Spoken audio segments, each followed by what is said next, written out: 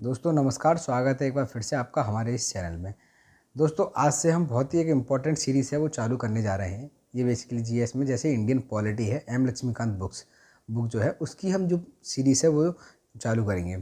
इसमें क्या है, मैं हर चैप्टर की जो है वो डेली बेसिस पे इसकी वीडियो बना के अपलोड करूँगा और जो कि इम्पॉर्टेंट है सभी एग्ज़ाम के लिए, चाहे वो स्टेट को हो, चाहे वो वनडे के एग्ज़ाम हो, एसएससी, रेलवे, आरपीएफ वगैरह, सभी के लिए काफ़ी ज़्यादा इंपॉर्टेंट है क्योंकि इससे जो क्वेश्चन है ना डायरेक्टली पूछे जाते हैं।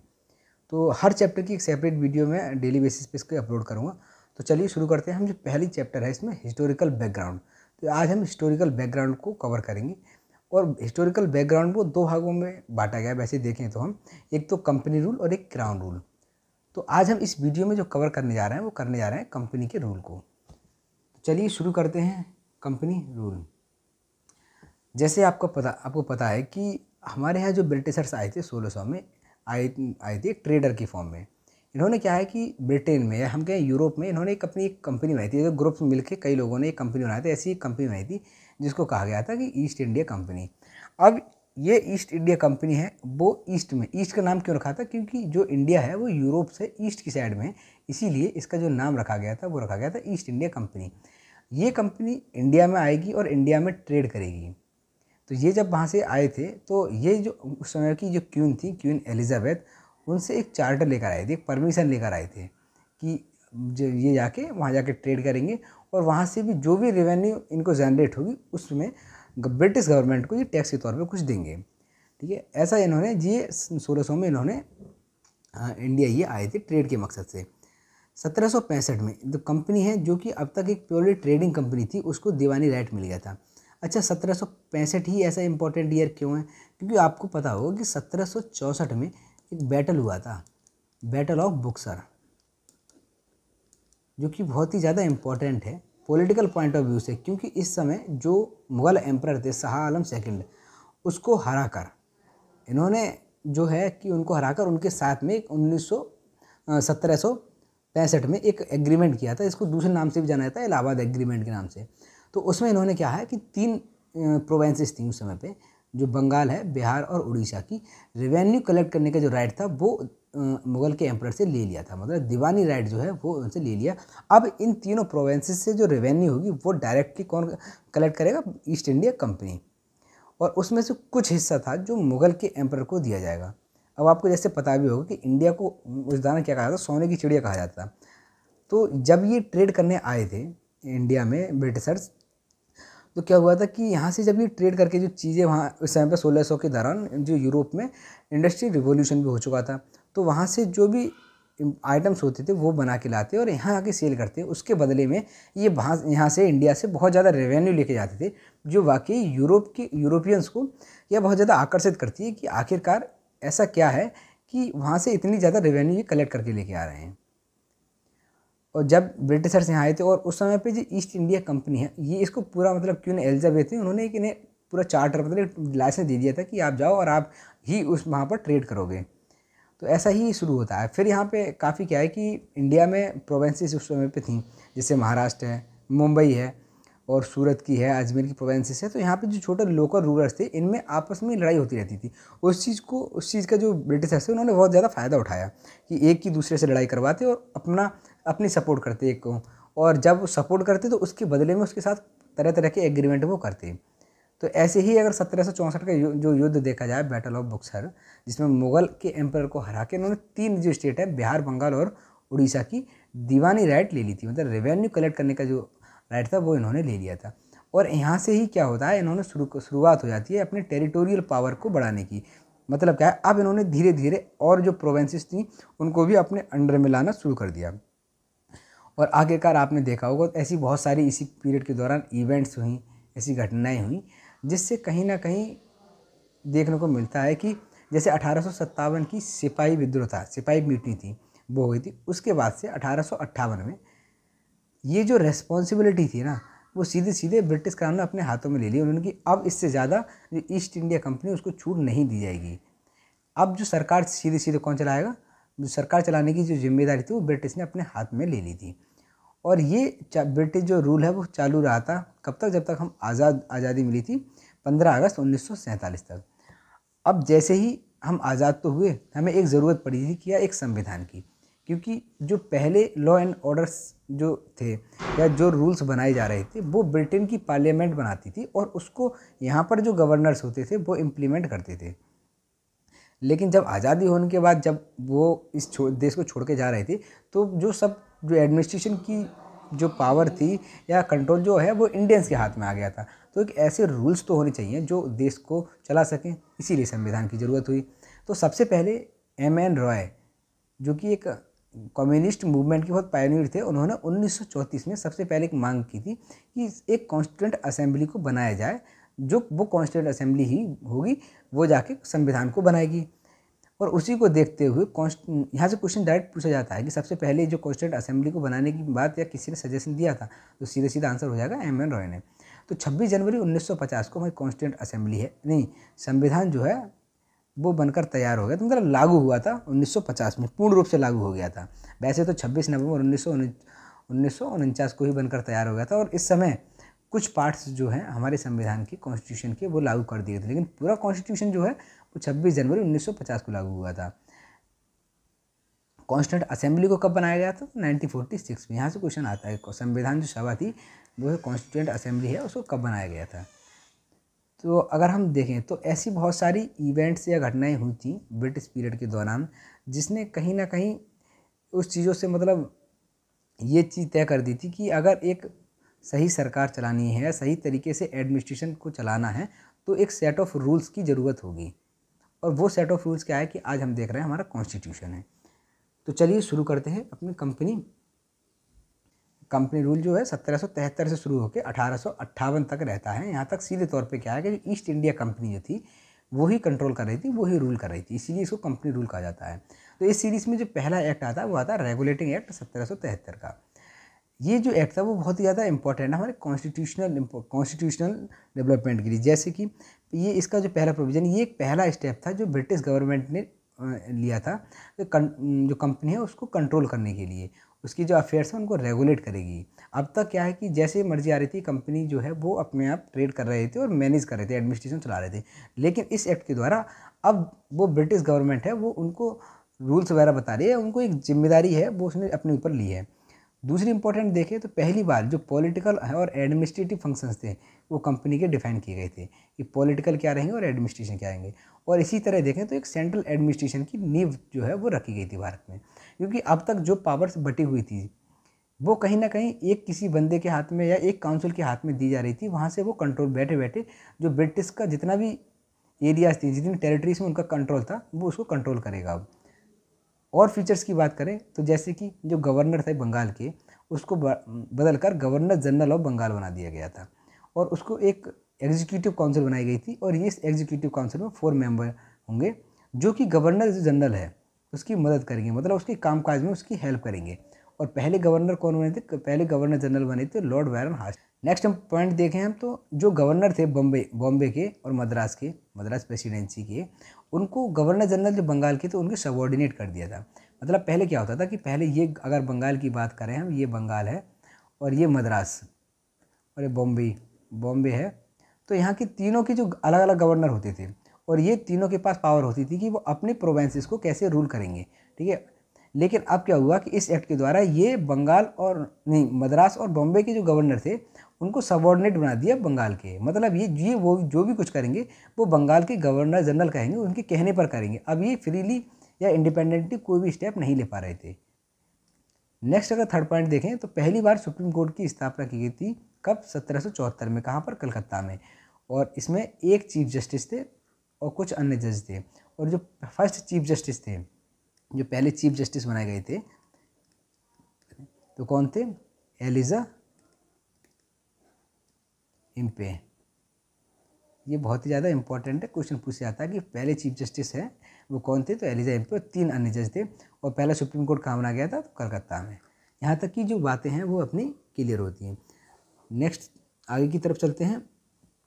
तो जो फोर्थ पॉइंट है कि इसने क्या हुआ कि जो कंपनी के सर्वेंट्स थे, मतलब कंपनी के जो ऑफिसर्स थे, उन पर पूरी तरीके से प्रतिबंध लगा दिया था कि वो किसी भी तरीके का प्राइवेट ट्रेड नहीं करेंगे और ना ही यहाँ की जो राजा हैं उनसे जो है वो ब्राइब्स वगैरह, रिश्वत वगैरह नहीं लेंगे, ना ही कोई गिफ्ट वगैरह लेंगे। पहले क्या होता था आपको पता है कि जैसे 1717 में जो मोहम्मद शाह रंगीला था,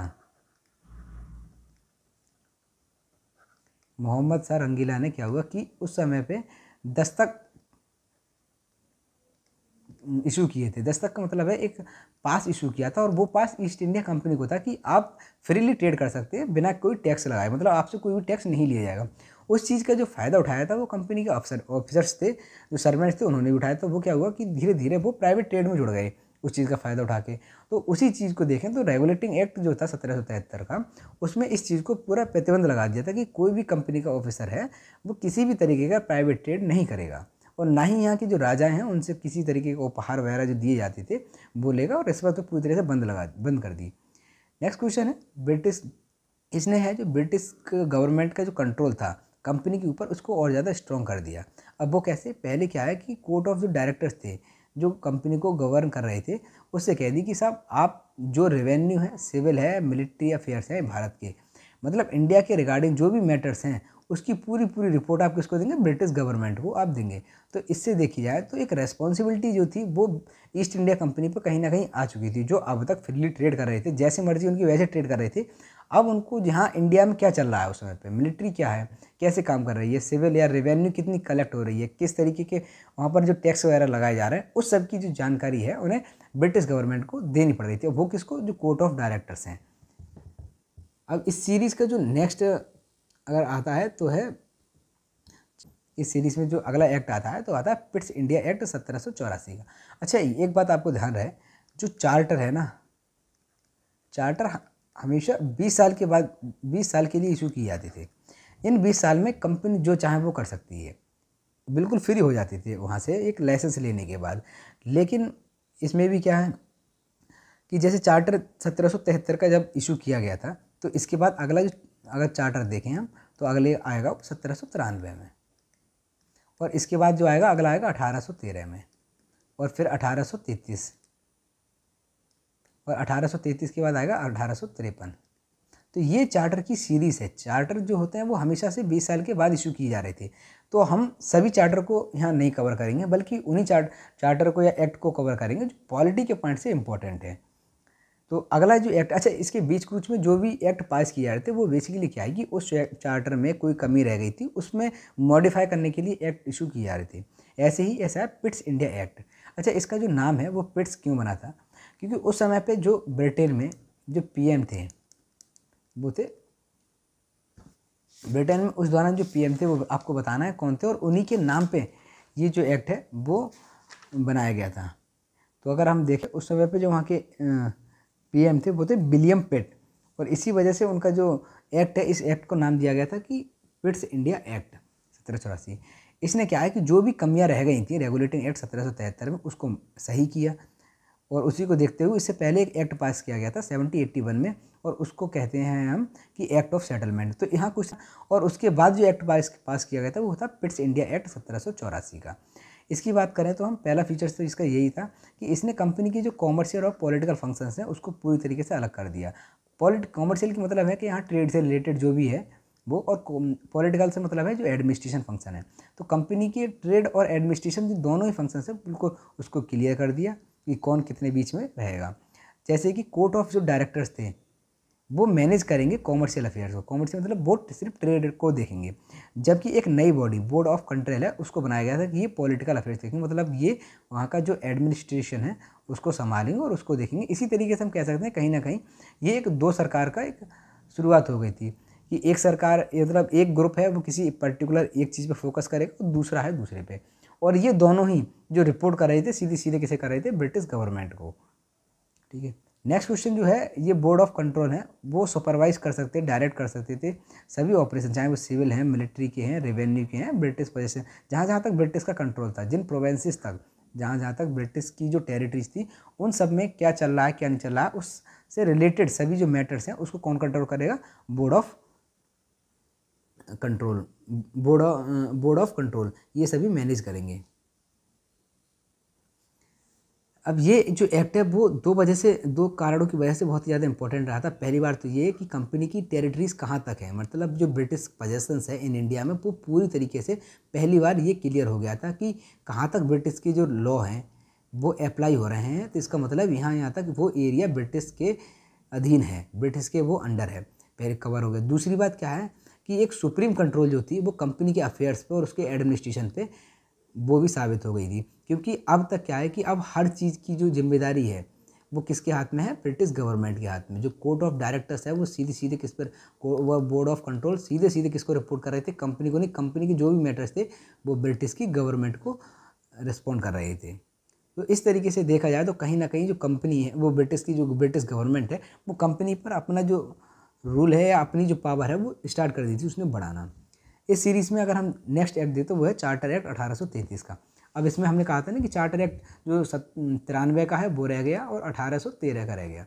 अब वो हम नहीं पढ़ेंगे, वो हमारे एक हिस्ट्री के पॉइंट से ज़्यादा इंपॉर्टेंट है, बल्कि पॉलिटिकल और कॉन्स्टिट्यूशनल डेवलपमेंट के हिसाब से देखें तो चार्टर एक्ट 1833 ही उस सीक्वेंस में आता है। तो इसके कुछ प्रोविजंस क्या है, ये बिल्कुल एक ऐसा था, ये एक फाइनल जो अब तक कंपनी ने अपना काम किया था कि कैसे धीरे धीरे उसने अपनी जो कंट्रोल है कंपनी से लेकर ब्रिटिश गवर्नमेंट ने अपने हाथ में ली थी और कैसे सेंट्रलाइजेशन किया था पावर का, वो सब इसमें देखा। तो ये आखिरी एक्ट है, इसके बाद से टोटल जो पावर थी कंट्रोल है वो सेंट्रलाइजेशन हो जाता है ब्रिटिश इंडिया का। तो देखें तो जो गवर्नर जनरल अब तक बंगाल के थे, और पहले गवर्नर जनरल मैंने आपको बताया था कि कौन थे, वारन हास्टिंग। तो उसके बाद में जो गवर्नर जनरल बंगाल के थे उसको गवर्नर जनरल ऑफ इंडिया बना दिया गया था। मतलब अब वो बंगाल में ना बैठकर इंडिया में बैठेंगे, इंडिया, इंडिया मतलब दिल्ली। अब वो केवल जो जिनकी जो पावर थी ना सिर्फ और बंगाल में बैठकर जो बम्बई और मद्रास की प्रोविंसेस को कंट्रोल करना, अब वो क्या है पूरी इंडिया में जहाँ जहाँ तक ब्रिटिश का कंट्रोल है वो सभी को देखेंगे वो। और उनको क्या है कि पूरी सिविल और एक मिलिट्री पावर दे दी गई थी। इस तरीके से देखते हैं इस एक्ट ने पहली बार, ये फर्स्ट टाइम बहुत इंपॉर्टेंट है, जो गवर्नमेंट ऑफ इंडिया है उसको अथॉरिटी दे दी थी पूरे एंटायर टेरिटरी पे जहाँ जहाँ ब्रिटिश का कंट्रोल है। और पहले जो गवर्नर जनरल बने थे इंडिया के वो बने थे लॉर्ड विलियम बेंटिक। ये बहुत ही ज़्यादा इंपॉर्टेंट है पेपर के एग्ज़ाम के पॉइंट ऑफ व्यू से कि पहला जो गवर्नर जनरल ऑफ इंडिया कौन बना था, तो लॉर्ड विलियम बेंटिक। और कब बने थे, 1833 में। अगर हम नेक्स्ट पॉइंट की इसमें बात करें तो सेकंड पॉइंट ये है कि अब तक जो शुरुआत हुई थी कहाँ से, 1773 से, रेगुलेटिंग एक्ट 1773 से, कि बम्बई और मद्रास दोनों ही प्रेसिडेंसी को क्या है सबॉर्डिनेट बना दिया गया था। अब उनसे जो पावर थी, बची कुची पावर थी, वो भी ले ली जाती है। मतलब दोनों से ही क्या है कि उनकी लेजिस्लेटिव पावर है वो ले ली जाती है। अब ये क्या है कि गवर्नर जनरल ऑफ इंडिया है ना, उनके पास है पूरी लेजिस्लेटिव पावर्स। मतलब क्या है कि यहाँ पर वो जो गवर्नर जनरल ऑफ इंडिया है वो लॉ बनाएगा, वो केवल एक प्रोविंसेस के नहीं बल्कि एंटायर ब्रिटिश इंडिया के लिए अब जो लॉ बनाएंगे वो कौन, गवर्नर जनरल ऑफ इंडिया, और उसकी जो एग्जीक्यूटिव काउंसिल है वो। अब जो अब तक लॉ बनाए जा रहे थे प्रीवियस एक्ट के अंदर उनको कहा जाता था रेगुलेशन। इस रेगुलेशन का मतलब है किसी चीज़ को रेगुलेट कर रहे थे, जबकि अब से जो लॉ बनाए जाएंगे उनको कहा जाएगा एक्ट। ये इतना इंपॉर्टेंट नहीं है, क्वेश्चन नहीं पूछा जाता कि लॉ क्या है, लेकिन ये इंपॉर्टेंट है कि मद्रास और बम्बई से किस एक्ट के द्वारा उनसे लेजिस्लेटिव पावर उनकी छीन ली गई थी, तो 1833 के द्वारा। अब जो भी उनसे रिलेटेड, दोनों प्रोविंस से रिलेटेड जो भी लॉ होंगे वो कौन बनाएगा, गवर्नर जनरल इंडिया के। अब जो नेक्स्ट पॉइंट है, इसने जो एक्टिविटीज़ थी ना ईस्ट इंडिया कंपनी की एक कॉमर्शियल बॉडी की, जिसका केवल फोकस क्या था कि वो केवल ट्रेड पर ध्यान देगी, बकाया यहाँ का क्या एडमिनिस्ट्रेशन है यहाँ का और क्या यहाँ की कंडीशन है उस समय के लोगों की, उस पर उसको कोई मतलब नहीं था।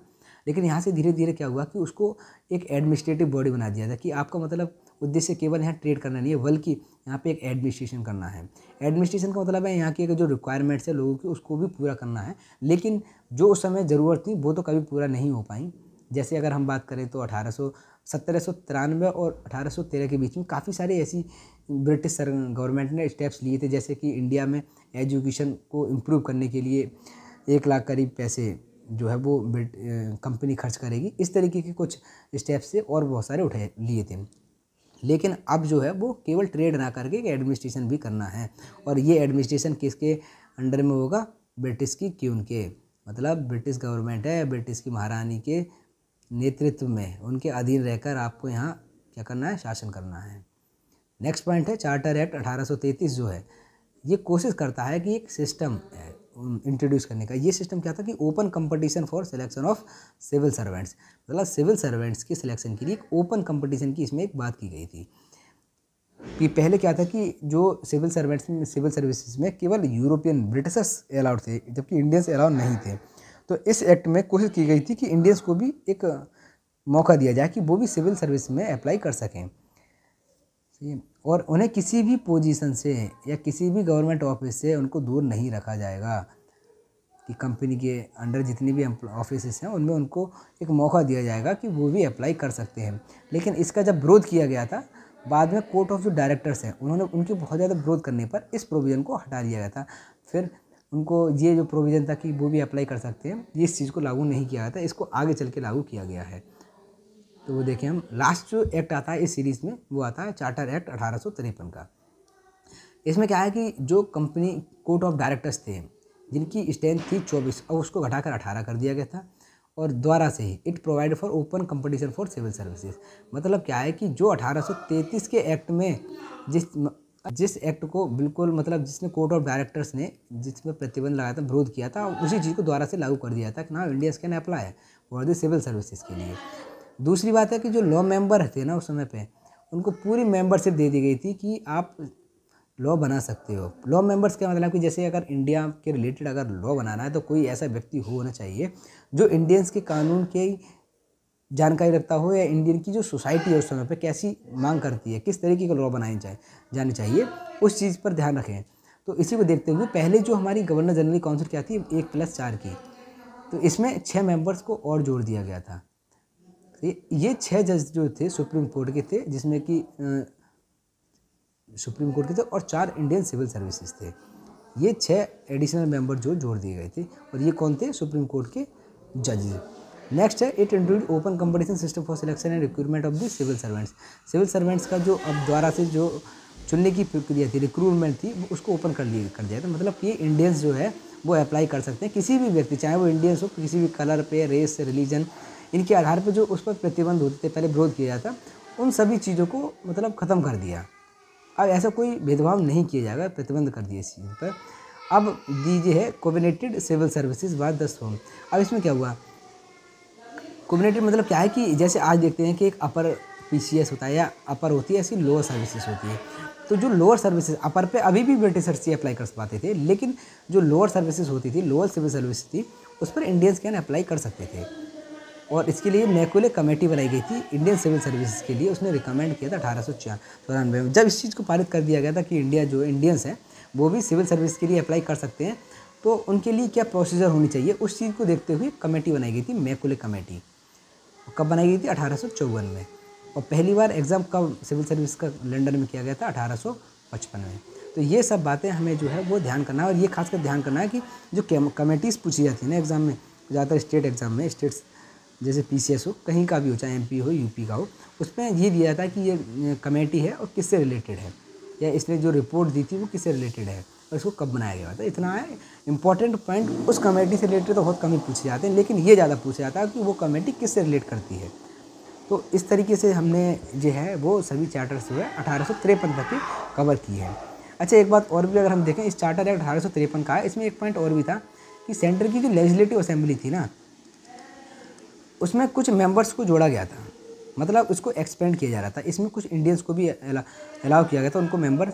तो देखिए जैसे मद्रास है, बम्बई है, बंगाल है और आगरा है, इन सभी के जो लोकल रिप्रेजेंटेटिव थे उनको भी गवर्नर जनरल की जो काउंसिल है या लेजिस्लेटिव काउंसिल थी सेंटर की, उसमें जोड़े गए थे।